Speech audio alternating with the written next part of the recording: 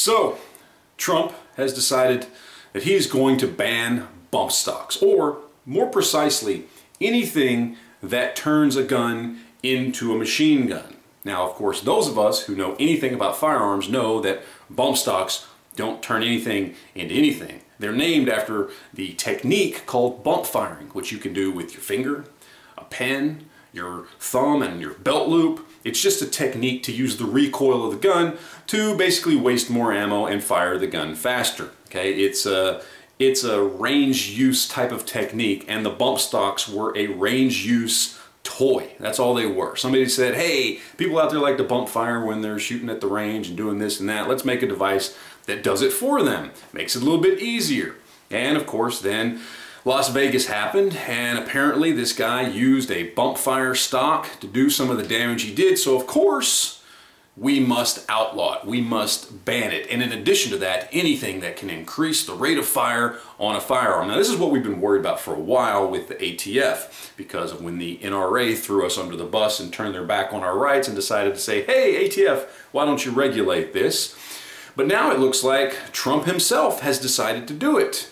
Just this afternoon, February 20th, he got in front of the press and made a statement saying that he had just finished signing a memorandum and gave it to Jeff Sessions to find a way to regulate and ban any device such as a bump fire stock that could turn a gun into a machine gun. Again, these people don't understand that these devices don't turn anything into a machine gun. A machine gun has a specific definition, and this piece of plastic you put on the back of your rifle doesn't turn anything into anything. Bump firing is a technique, not a gun, but whatever.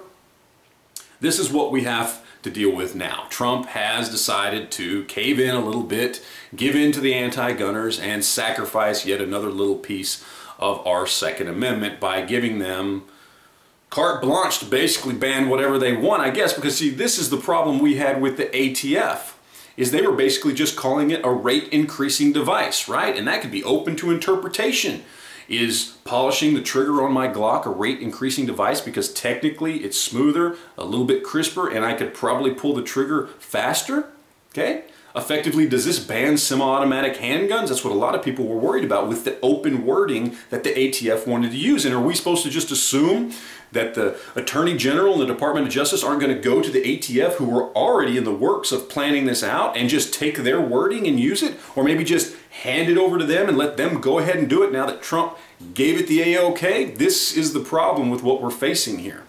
We don't know what's going to happen here, and we have to be very, very careful right now, and we have to pay very close attention to where they go from here, because just a simple screw-up in the wording of some new rule or regulation, whether it's ATF, Department of Justice, whatever, can completely screw over gun owners and our Second Amendment rights. And this is why we have to be ever vigilant, okay? We have to be on our toes at all times, and now is certainly no different. It's unfortunate that this is coming from a Republican president, but unfortunately it seems all too often we get a lot of bad things when it comes to gun laws when Republicans are president, and that is a real shame.